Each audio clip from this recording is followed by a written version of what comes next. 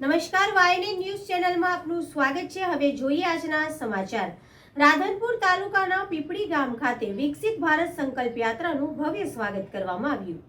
પાટણ જિલ્લાના રાધનપુર તાલુકાના ગ્રામીણ વિસ્તારમાં તમામ લોકોને કેન્દ્રની અને રાજ્ય સરકારની વિવિધ યોજનાની માહિતી અને લાભો ઘર આંગણે પહોંચાડવાના 100% લક્ષ્યાંક હાંસલ કરવાના ઉદ્દેશ સાથે ભ્રમણ કરી રહેલા વિકસિત ભારત સંકલ્પ યાત્રા આજે રાધનપુર તાલુકાના પીપળી ગામે પહોંચી હતી।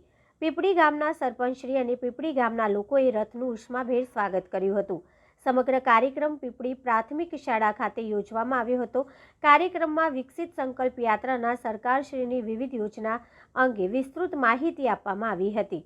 આ યોજનાનો લાભ લાભાર્થીઓને સ્થળ ઉપર જ આપવામાં આવતા લાભાર્થીઓના ખુશી જોવા મળી હતી। આ તકે ઉપસ્થિત પીપળી ગ્રામ્ય પંચાયતના સરપંચશ્રી, જિલ્લા પંચાયતના પૂર્વ બાંધકામ સમિતિના ચેરમેનશ્રી, રાધનપુર તાલુકા પંચાયત પ્રમુખશ્રી, ઉપપ્રમુખશ્રી, કારોબારી ચેરમેનશ્રી, રાધનપુર તાલુકાના વિવિધ અધિકારીશ્રી, પીપળી પ્રાથમિક શાળાના શિક્ષકગણ, વિદ્યાર્થીઓ, પીપળી ગામના આગેવાનો સહિત મોટી સંખ્યામાં ગ્રામજનો ઉપસ્થિત રહ્યા હતા।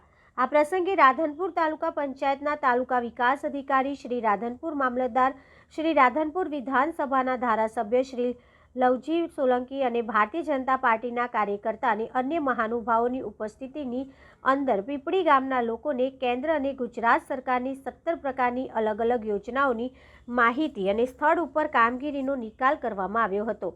પીપળી ગામના સરપંચ અને ભારતીય જનતા પાર્ટીના રાધનપુર તાલુકાના મહામંત્રી શ્રી અજીતસિંહ પરમારે અને ગામના તલાટી કમ મંત્રી, તાલુકા પંચાયતના સદસ્ય અને અન્ય લોકો દ્વારા ભારત વિકસિત યાત્રાનું ભવ્ય સ્વાગત સાથે સરસ મજાનું આયોજન કરવામાં આવ્યું હતું।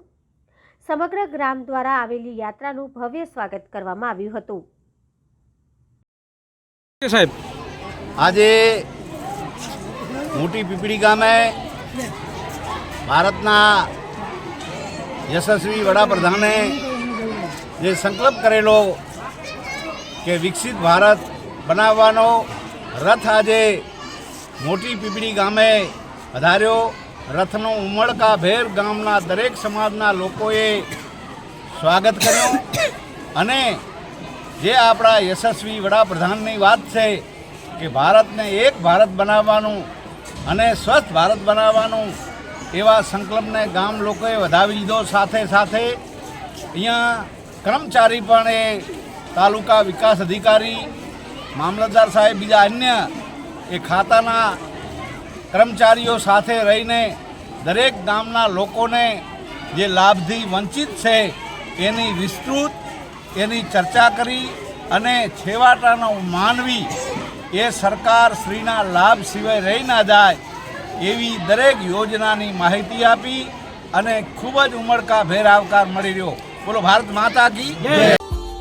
Subscribe now and press the bell icon. Never miss an update.